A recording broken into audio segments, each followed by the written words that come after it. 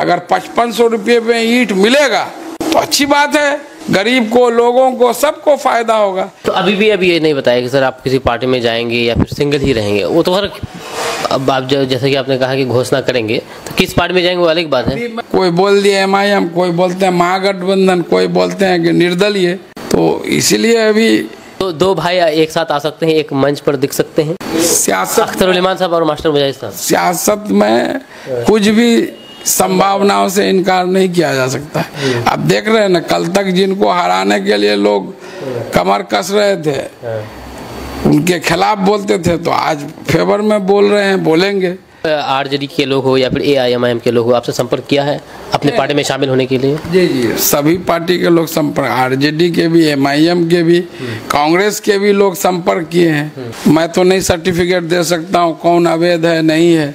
अवैध अगर चल रहा है तो उसकी जांच होनी चाहिए, उस पर कार्रवाई होनी चाहिए। अवैध चलने का मतलब टैक्स की चोरी है। अभी पिछले 10 दिन में 4 बड़ी घटनाएं हुई अलग अलग जगह इस जिले के लोगों से। कौन आदमी खड़ा था? आपका बीरपुर का भी एक घटना हुआ। जी।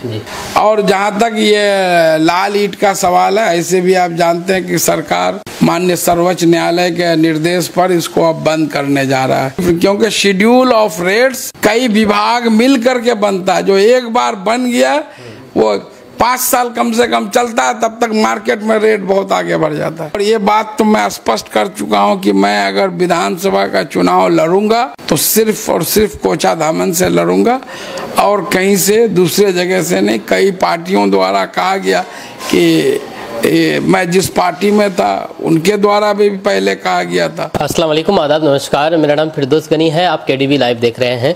मेरे साथ मौजूद हैं पूर्व विधायक मास्टर मुजाहिद साहब, जिनसे हम विभिन्न मुद्दों पर बात करने वाले हैं। खास करके अभी जो आपको पता है कि किशनगंज में ईंट की रेट को लेकर के सरकारी दर बताया जाता है कि इसका कोई सरकारी दर तय है, इसको लेकर के विवाद छिड़ गया है। जी हाँ, बहादुरगंज पूर्व विधायक जी ने पहले तो मौखिक तौर पर ही ये बयान दे रहे थे, उसके बाद फिर DM साहब से भी मिले। हम लोग भी DM साहब के पास गए और DM साहब ने कहा कि नहीं, ऐसा कुछ भी नहीं है, जो भी सरकारी रेट है वो कोई सरकारी रेट है नहीं इसमें तय।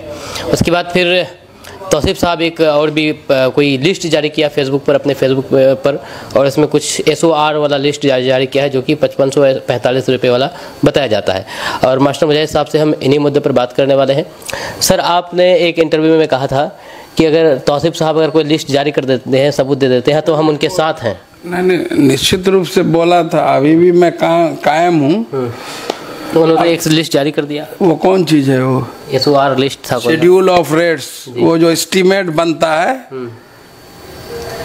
जो कोई भी सरकारी एस्टीमेट बनता है, उसमें जो बेसिक प्राइस होता है आइटम का, वो दर्शाया रहता है। उसको आप नीचे में जाइएगा तो उसमें जो है, जो मैन्युफैक्चर, उसका profit, contractors profit, GST, loading, overloading, carriage, सब जोड़ा रहता है। वो मैन्युफैक्चरिंग रेट रहता है। जी। अच्छा। तो वो शेड्यूल, उसको schedule of rate, schedule rate, वो तो मैं तो बताया यही हूँ। वो जो खुद बिल्डिंग विभाग का उन्होंने जारी किया, अभी जो आप देखा है, तो वो तो खुद बता रहे कि 9 टका 80 पैसा जो है असिस्टेंट इंजीनियर सब जोड़िएगा तो उसको पर ईटा पड़ रहा है, तो मतलब हो गया 9800। जिला पदाधिकारी से जब आपकी बात हो गई, जिले के जो हर विभाग के वो कप्तान हैं, तो उन्होंने तो स्पष्ट कर दिया कि कल मैं भी गया था, मेरे साथ ही निहाल साहब गए थे, तो मैं इस मामले को निकाला कि ये रेट जो है यहाँ से जिला से निर्धारित नहीं होता, ये एसेंशियल कमोडिटीज एक्ट नहीं है, ऐसा कुछ भी है। अगर वो कोई साक्ष्य उपलब्ध कराएंगे तो हम लोग देखेंगे। और फिर ये भी बात बताए कि 6 साल पहले जो पूर्व DM हिमांशु शर्मा जी, जो उस वक्त जो ये मामला आया था खबर सीमांचल के संस्थापक हसन जावेद साहब द्वारा, तो उस वक्त वो एक टीम बना के 10 जिले से वो रेट मंगवाए थे ईटा का। उसके बाद जो है वो 1 नंबर ईटा का 8500 रुपये प्रति 1000 विदाउट GST तय किए थे। उनका अभी वीडियो भी है। अब मुझे खुद याद है, मैं उस वक्त खुद MLA था, और उस वक्त ये भी जो क्या कहते हैं खनन मंत्री थे स्वर्गीय विनोद कुमार सिंह, जो अभी कोरोना काल में उनका डेथ हो गया। ये मामला वहां तक भी गया था कि भाई ईंट का जो खनन विभाग की जो ईंट का एक दर जो है निर्धारित होना चाहिए। तो ये आप जो है वो रेट दिखाएंगे, आप मनरेगा का आप शेड्यूल SOR मंगाएंगे तो उसमें अलग रेट है, हर चीज का अलग अलग रेट। तो वो कोई सरकारी रेट नहीं हुआ, वो उनके एस्टीमेट बनाता है। एस्टीमेट बनाता है जब तो उसके नीचे में देख लीजिए ना, सब चीज जोड़ा हुआ रहता है। अगर 5500 रुपये में ईंट मिलेगा तो अच्छी बात है, गरीब को, लोगों को, सबको फायदा होगा। और ये मामला जो है क्या नाम है, ये आज से नहीं चल रहा है। उस वक्त मैं MLA भी नहीं था, संदीप कुमार पुटकल कुट्टी 2013-14 की बात है। उस वक्त भी ये आया था कि जो शेड्यूल ऑफ रेट्स में जो ईंटा का दाम है वो जो है कम है, और जो है ये जो है क्या नाम है, आप जो मार्केट में ईंटा का दाम ज्यादा है। तो उस वक्त भी ये मामला आया था।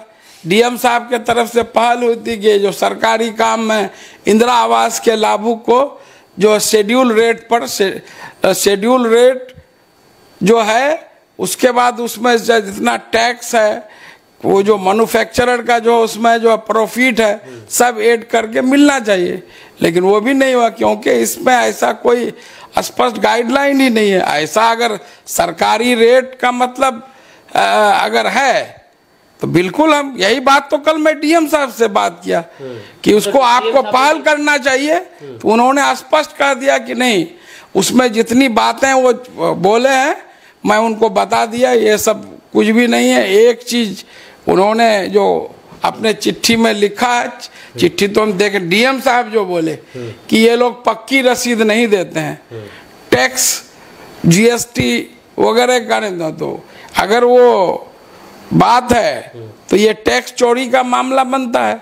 ऐसी कहीं से भी शिकायत मिलेगी तो हम लोग उस पर कार्रवाई करेंगे। तो इसमें ये बात बोले और उन्होंने सरकारी दर से बिल्कुल इनकार कर गया। इस संबंध में मैं जब दिल्ली में था, खनन पदाधिकारी से भी बात किए थे, DM साहब से भी बात किए थे, और जो है बिल्डिंग विभाग के एग्जीक्यूटिव इंजीनियर से बात नहीं हो पाता, असिस्टेंट इंजीनियर जहांगीर साहब से भी बात किए थे।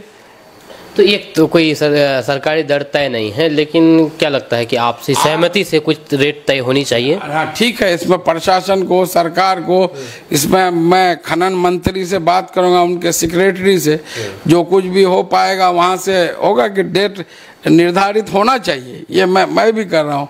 तो एक मैकेनिज्म होना चाहिए, तो इसके लिए पहल होनी चाहिए। DM साहब से तो कल बात किए ही, DM साहब से तो बात किए कि ईंट का दर निर्धारित करना जो है, जो एसेंशियल कमोडिटीज एक्ट में नहीं आता है, ये जो है सामान, इसलिए उसका मैं इसमें कुछ नहीं कर सकता। आपको नहीं लगता है सर कि लगभग सभी जो ईंट भाटा है जहाँ भी जाएंगे तो अलग अलग रेट सभी मांगते हैं सेम ईंट का, लेकिन इस अलग अलग जो रेट है उसको लेकर के भाटा मालिक मनमानी नहीं करते हैं कि चलो भाई हम इसका जब तय नहीं है तो मनमर्जी से भी वसूला जाए? जी ये शुरू से है, ये कोई बात नहीं है। आप कहीं भी किशनगंज जिले में जाइए, बहादुरगंज में जाइए, LBF जो ललित मित्तल जी का भाटा है उसका रेट सबसे ऊंचा होता है।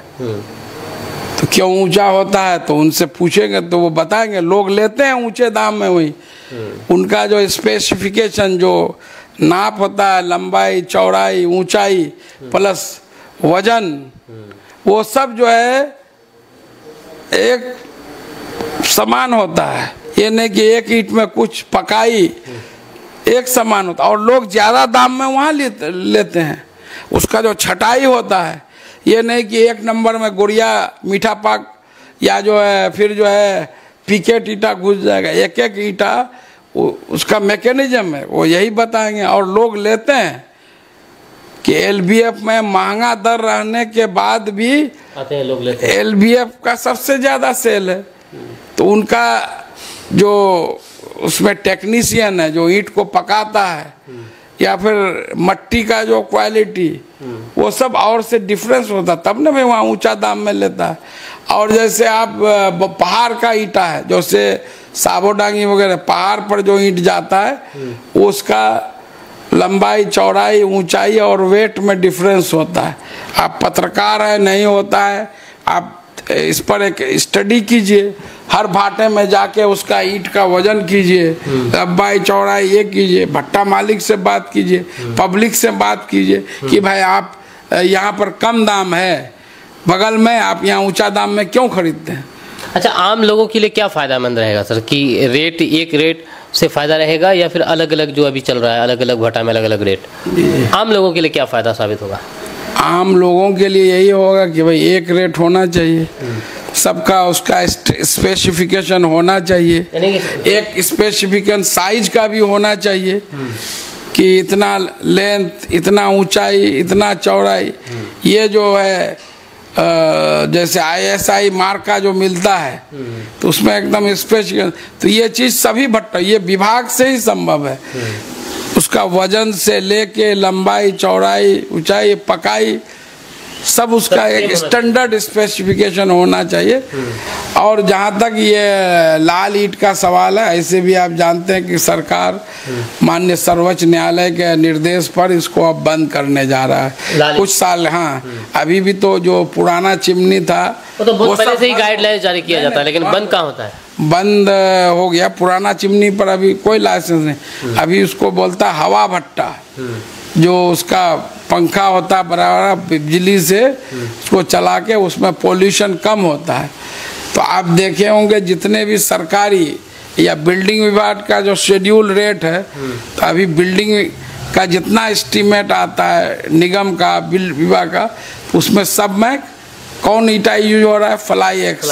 तो सरकार धीरे धीरे ये कर रही है कि ये जो चिमनी वाला भाटा है इसको जो है उस पर मैं एग्जैक्ट डेट नहीं बता रहा हूँ, साल नहीं बता पा रहा हूँ कि उसके बाद जो है उस पर जो है वो नहीं चलेगा सबको। इसमें ये भी बताया जाता है कि किशनगंज में जितने भी ईंट भाटा है 90% अवैध चल रहा है, ऐसा मानते हैं आप? अब तो ये भाई ये तो अब वो देखना पड़ेगा। अगर ऐसा अगर चल रहा है तो उस पर भाई जांच करे। मैं तो नहीं सर्टिफिकेट दे सकता हूँ कौन अवैध है नहीं है। अवैध अगर चल रहा है तो उसकी जांच होनी चाहिए, उस पर कार्रवाई होनी चाहिए। अवैध चलने का मतलब टैक्स की चोरी है। जो भी उसका गाइडेंस चलती है, जो है जो कल्याणकारी विकास की योजनाएं, वो टैक्स के पैसे ही सिर्फ टैक्स अवैध नहीं, जैसे कि गाइडेंस होगी जो आबादी है आबादी से दूर होनी चाहिए, रोड से दूर होनी चाहिए, तो इतना किलोमीटर के अंदर 2 भाटा नहीं होने चाहिए, इस तरह के गाइडलाइन। हाँ, ये गाइडलाइन पोल्यूशन डिपार्टमेंट उसको देखना है। पोल्यूशन से जब क्लियरेंस लेगा तो वो उसको ये चीज़ देखना है कि अगल बगल में कोई इंस्टीट्यूट, बड़ा इंस्टीट्यूट नहीं है या फिर आबादी नहीं है, उससे दूर होना, ये मैं जानता हूँ। तो इस तरह की बहुत सारे भाटा हैं जो कि अवैध तरीके से चल रहे हैं, तो कार्रवाई क्यों नहीं होती है सर? यहाँ पर कोई भी कार्रवाई क्यों नहीं कर पाते हैं? क्या फिर लिख करके दीजिए, कोई भी दीजिए जिला पदाधिकारी को, मैं समझता हूँ निश्चित रूप से इसमें कार्रवाई होगी। ऐसे सिर्फ बोल देना कि अवैध होगा, आप उसको स्पेसिफिक बोलिए कि नहीं ये मास्टर मुजाहिद का भट्टा है या किसी और का भट्टा है, इस जगह पर है, इस जगह पर है। ये जो है पोल्यूशन नॉर्म्स को नहीं फॉलो रहा, ये बहुत आबादी वाले में है। मैं समझता हूँ इस तरह का जो कोई स्पेसिफिक शिकायत होगा तो उस पर जरूर जिला पदाधिकारी साहब जो उसको संज्ञान लेंगे, उसकी जांच करवाएंगे और उस पर कार्रवाई होगी। ऐसे सिर्फ सोशल मीडिया में बोलने से या हम आवेदनों दे देंगे कि भट्टा अवैध है तो उस पर कोई कार्रवाई। आपको स्पेसिफिक कि फलाना गनी साहब का भाटा है, इसको पोल्यूशन नॉर्म्स को नहीं फॉलो कर रहा है, इसका लाइसेंस माइनिंग विभाग से नहीं है, तो ये सारी आवेदन में लिख करके देना पड़ेगा। सर, ईंट मामले पर तो बात हो गई है और कुछ मामले पर हम बात करना चाहेंगे। ईंट के अलावा भी जितना भी SOR जो आप दिखा रहे थे भी ना, उसमें सीमेंट का रड देख लीजिए, रड का दर देख लीजिए, मजदूरी का दर देख लीजिए, तो उसमें बहुत ज़्यादा डिफरेंस होगा। जैसे मजदूरी 280 रुपया है सरकारी दर, लेकिन यहाँ पर कौन 280 रुपये में काम? जी जी जी, तो सब में डिफरेंट, क्योंकि शेड्यूल ऑफ रेट्स कई विभाग मिल करके बनता है। जो एक बार बन गया वो 5 साल कम से कम चलता है, तब तक मार्केट में रेट बहुत आगे बढ़ जाता है। अच्छा, आपके शेड्यूल ऑफ रेट्स में सिर्फ बेसिक प्राइस होता है। आप ब्रेकिंग न्यूज कब दे रहे हैं सर? ब्रेकिंग न्यूज, हाँ, इससे पहले जो दिए थे आप जेडीयू छोड़े थे तो वो ब्रेकिंग न्यूज बना था। अब नेक्स्ट ब्रेकिंग न्यूज कब हम लोग को देखने को मिलेगी या फिर चलाने को मिलेगी चैनल पर? तो ब्रेकिंग न्यूज तो मैं तो पहले ही बता दिया हूँ कि अभी जनता से मिल रहे हैं, एक जगह जगह जा रहे हैं, फिर लोगों की समस्याओं का भी समाधान कर रहे हैं। तो हम लोग तो जनता के बहुत शुरू से कर रहे हैं, लेकिन कब तक करेंगे? मुझे तो मैं तो उसी काम के लिए न राजनीति में हूँ। अभी मैं आपको बता देता हूँ, अभी पिछले 10 दिन में 4 बड़ी घटनाएं हुई अलग अलग जगह जिले के लोगों से। कौन आदमी खड़ा था? आपका बीरपुर का भी एक घटना हुआ। जी जी, इस पर क्या कुछ कार्रवाई हुई सर? उस पर तो अभी 103(1) जो पुराना 302 हत्या का धारा है, जो सुसु लाला को गिरफ्तार करके जेल भेज दिया गया है। हम लोगों ने लिखित इसकी शिकायत वहाँ के मुख्यमंत्री डीजीपी से भी बात हुई है, पटना बिहार के डीजीपी से भी मैं मिल के आवेदन दिया हूँ, बात किया हूँ। कल डीएम साहब से भी मिला हूँ कि 24 साल का लड़का 7 महीने पहले शादी हुई थी, तो गरीब परिवार से आता है, प्रवासी मजदूर है, इसको जो भी सरकार के तरफ है मुआवजा होना चाहिए। फिर अभी आप देखे होंगे वहाँ के एसएचओ को फटकार लगा है, जब आवेदन में दिया हुआ है कि टोपी उसके सर से उठाकर फेंकने के कारण विवाद हुआ और उसको डंडे से मारा गया और जो है उसकी हत्या हो गई, तो इसमें जो है हेट क्राइम वाला जो है वो जो धारा नहीं लगा है, तो उसको भी अभी हम लोग सुपरविजन में लगवाएंगे। सुनने में ये भी आ रहा है कि सर वहाँ पर जो इस मामले पर पहल कर रहे हैं उन लोगों को भी धमकी मिल रही है कि उसको जेल से आने दो, उसके बाद फिर तुम लोगों का हाल करेंगे। हाँ, निश्चित रूप से इनडायरेक्टली सभी लड़के से मुझे तो कांटेक्ट में मैं ही हूँ, तो इसकी शिकायत वहाँ के एसएचओ सुभाष जी से भी मैंने सुभाष चंद्र जी से भी किया है, कई बार किया है। डीजीपी को भी इस बात की शिकायत की गई है। अभी जो है फिर मैं फ़ोन से बोला हूँ, फिर जो है अभी चिट्ठी दे रहे हैं कल वहाँ के डीजीपी और पुलिस अधीक्षक को कि ये हेट क्राइम वाला धारा लगना चाहिए और स्पीडी ट्रायल के तहत इसमें यूएपीए का भी धारा लगना चाहिए। ये आतंकवादी कृत्य है, किसी को धर्म देख के, टोपी देख के, दाढ़ी देख के उससे नफरत करना और उसकी हत्या कर देना, तो ये सब हो रहा है। उसके बाद आप देखे होंगे कि 22 मई को एक लड़का जो है बहादुरगंज अल्ताबाड़ी का मनोज कुमार जी का, जो कि अनुसूचित जाति से आते हैं, बिल्डिंग से गिर गया। लोग मुझे फ़ोन किए, मैं उस वक्त दिल्ली से 23 तारीख को सूचना मिला, पटना आ रहा था, तो फिर मैं दानिश साहब, कमांडर साहब को कि एक प्राइवेट नर्सिंग होम में उसको एडमिट किया गया। 3 लाख का बिल जो है हो गया, बिल्डर भागा हुआ है। नंबर दिया बिल्डर को, हम डांटे कि आप जो ऐसा करोगे तो हम लोग बिहार में केस डाल के तुमको बिहार से मैं गिरफ्तार करके लाएंगे। और जो है फिर दानिश साहब, कमांडर साहब गए, 7.5 लाख रुपये तय हुआ और 7,20,000 दिया, और उसकी जो है परसों दिन जो है डेथ भी हो गया। कल उसका लाश भी घर पहुंचा और जो है उसका जो है अंतिम संस्कार हुआ। उसके अलावा एक जो लड़का कुट्टी का है, उसको जो है गुड़गांव से ही बांग्लादेशी के शक में दिल्ली स्पेशल ब्रांच वाला अरेस्ट करके 36 घंटे रख लिया। अब घर वाले को पता नहीं, कोई बताए नहीं कौन ले गया, नहीं हो गया। तो पता होता करके मैं दिल्ली में ही था, नंबर आया, उन लोगों से बात की कि भाई कोई कारण नहीं, बस इसका जुर्म इतना था कि ये कोई फ्रेंड है इनका बांग्लादेश में, उससे कभी कभी बात करता था। फिर उसको वो भी छोड़ा।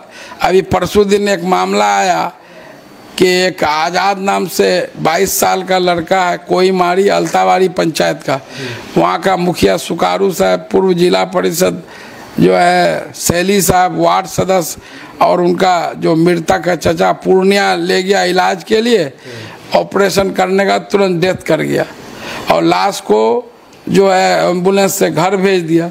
ये लोग तो और नेताजी के पास भी गए थे, तो क्या बोला उनको कि जो है लास्ट ने चलो बोलो आप याद कुछ नहीं होगे। मेरे पास आए, बात किए, फटकार लगाए, तुरंत डॉक्टर 1 लाख रुपया लिया था, वापस करवाए उसको, कोई मारी के आज़ाद के परिवार को। ठीक है सर, वो आप तो खैर करते ही हैं और आपसे जो जैसे कि आपने हम कहा कि कब आप ब्रेकिंग न्यूज़ दे रहे हैं, तो आपने कहा कि नहीं अभी तो तैयारी चल रही है। अभी हम लोग ये कर रहे हैं, देख रहे हैं वक्फ अमेंडमेंट जो कानून, उस पर जो है फैसला सुरक्षित रखा गया है। सुप्रीम कोर्ट में सुनवाई पूरी हो चुकी है, अब जो है फैसला कभी भी आ सकता है। अभी गर्मी की छुट्टी है माननीय सर्वोच्च न्यायालय में, लेकिन समर कोर्ट, वैकेशन कोर्ट अभी चल रहा है। तो अब हमारे वकील और बहुत सारे वकील से बात हुई, लोग बता रहे हैं कि वैकेशन कोर्ट में भी अगर फैसला आ सकता है तो 1 दिन पहले लिस्ट आता है तो हो सकता है, वरना नहीं तो 14 जुलाई से फिर से कोर्ट खुल रहा है, तो उसमें फैसला आने की उम्मीद है। जिस तरह से माननीय सर्वोच्च न्यायालय में 20 मई, 21 मई, 22 मई को दिन भर इसमें दोनों पक्षों के तरफ से बहस हुई, तो उम्मीद है कि बहुत से पॉइंट्स पर रिलीफ मिलने की उम्मीद है। सर अभी ये कह रहे हैं कि मास्टर मुजाहिद साहब किसी पार्टी के साथ जाएंगे या सिंगल ही मैदान में उतरेंगे। आप तो खैर अभी ये नहीं पता हो रही कि इसमें जाएंगे नहीं जाएंगे, लेकिन ये तो आप जो बता ही सकते हैं कि किसी पार्टी के साथ जाएंगे या सिंगल ही मैदान में उतरेंगे। ये अभी मैं सबसे जगह घूमा हुआ मेरा आज ख़त्म हो जाएगा, जितना चौक हाट बाजार, उसके बाद कल से हम लोगों की शुरुआत होगी, चलें गाँव की ओर और वक्फ जागरूकता शिविर। तो कल पहला शिविर है, कल पहला सभा है वक्त जागरूकता को लेकर के बिशनपुर में, परसों फिर संथापुर। सवाल मेरा ये नहीं था सर, सवाल दूसरा। हाँ नहीं तो वही मैं उसका जवाब दे रहा हूँ और लोगों से फीडबैक भी ले रहा हूँ। उसके बाद मैं एक कोचाधामन प्रखंड के जितने मेरे चाहने वाले हैं, कार्यकर्ता हैं, उनके साथ मीटिंग करूँगा, किशनगंज वाले को। और ये बात तो मैं स्पष्ट कर चुका हूँ कि मैं अगर विधानसभा का चुनाव लड़ूंगा तो सिर्फ और सिर्फ कोचाधामन से लड़ूंगा और कहीं से दूसरे जगह से नहीं। कई पार्टियों द्वारा कहा गया कि मैं जिस पार्टी में था उनके द्वारा भी पहले कहा गया था कि कोई सेफ चीज़, तो ये तो मैं स्पष्ट कर चुका हूँ कि चुनाव लड़ूंगा तो कोचाधाम। अब लड़ूंगा कैसे, अब जो ये प्रोग्राम कल से शुरू हो रहा है, उसके बाद मैं दोनों प्रखंड के अपने लोगों से, चाहने वालों से, कार्यकर्ताओं के साथ बैठक करके घोषणा हो जाएगा। जो जैसे जो राय होगा उस हिसाब से घोषणा हम कर देंगे। तो अभी ये नहीं बताया कि सर आप किसी पार्टी में जाएंगे या फिर सिंगल ही रहेंगे, वो तो हर अब आप जैसे कि आपने कहा कि घोषणा करेंगे, तो किस पार्टी में जाएंगे वो अलग बात है। अभी मैं बताया ना, अभी बहुत इफ बट किंतु परंतु। कल मैं मोदो हाट का और कई जगह का दौरा था, एक जगह जुमा हाट में अपने में जो है बातचीत होने लगी। जब पूरा मार्केट घूम के बैठे कहीं, तो आप उसी में जो है पूरा लोग जो उलझने लगे। कोई बोल दिए MIM, कोई बोलते हैं महागठबंधन, कोई बोलते हैं कि निर्दलीय। तो इसीलिए अभी जो मैं बताया कार्यक्रम प्रोग्राम, तो अब इस हिसाब से ये जो हो जाएगा, तो अगर चुनाव लड़ूंगा तो वो भी घोषणा हो। दो भाई एक साथ आ सकते हैं, एक मंच पर दिख सकते हैं। सियासत, अख्तर साहब और मास्टर मुजाहिद साहब, सियासत में कुछ भी संभावनाओं से इनकार नहीं किया जा सकता है। आप देख रहे हैं ना, कल तक जिनको हराने के लिए लोग कमर कस रहे थे, उनके खिलाफ बोलते थे, तो आज फेवर में बोल रहे हैं, बोलेंगे।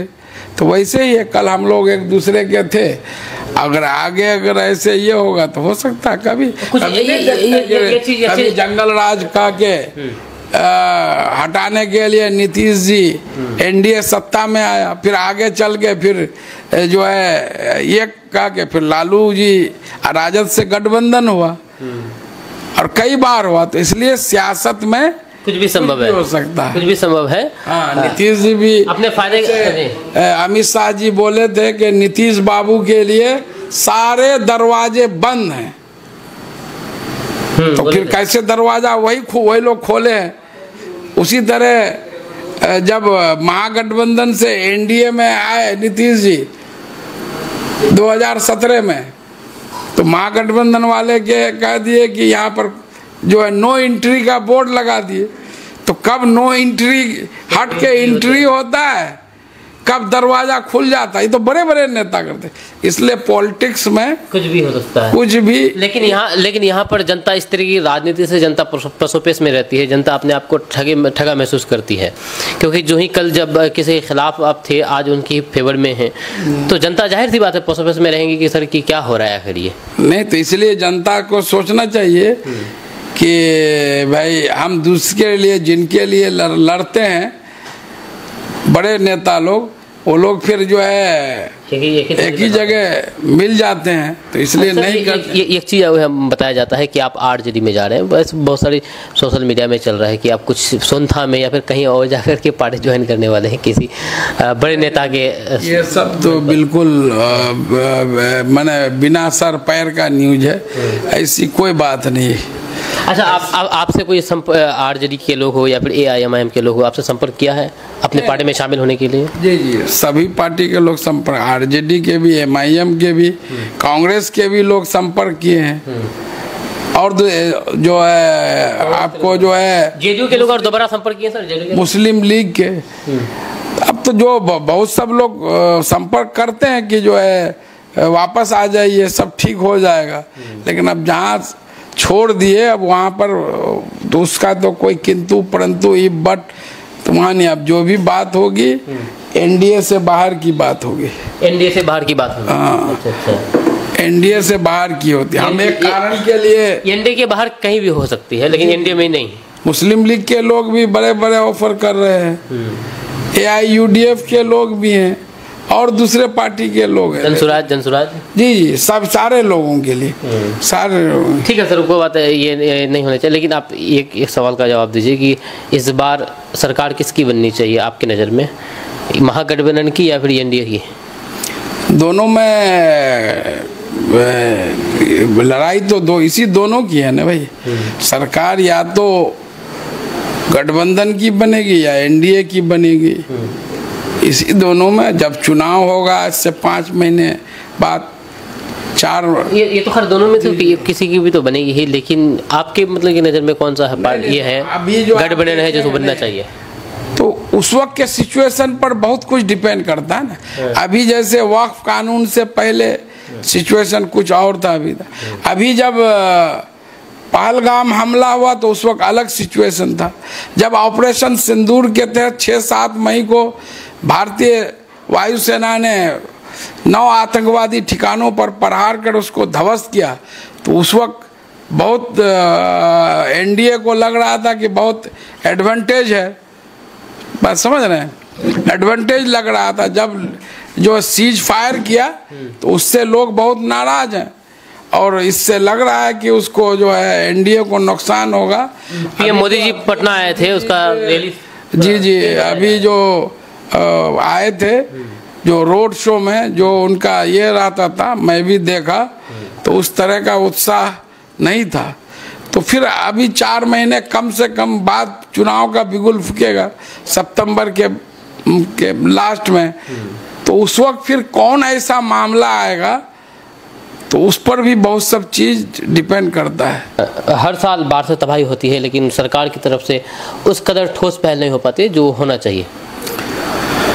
ये जो है उसकी वजह ये है कि बिना यहाँ बारिश हुए नदियों में उफान है। उसकी वजह है कि हमारी जितनी भी बड़ी नदियाँ हैं, चाहे महानंदा हो, डोक हो, कनकई हो, रतवा हो, ये सारी नदियों का उद्गम स्थल, स्टार्टिंग पॉइंट नेपाल की तराई का एरिया है और जो है जहाँ से हिमालय निकलता है।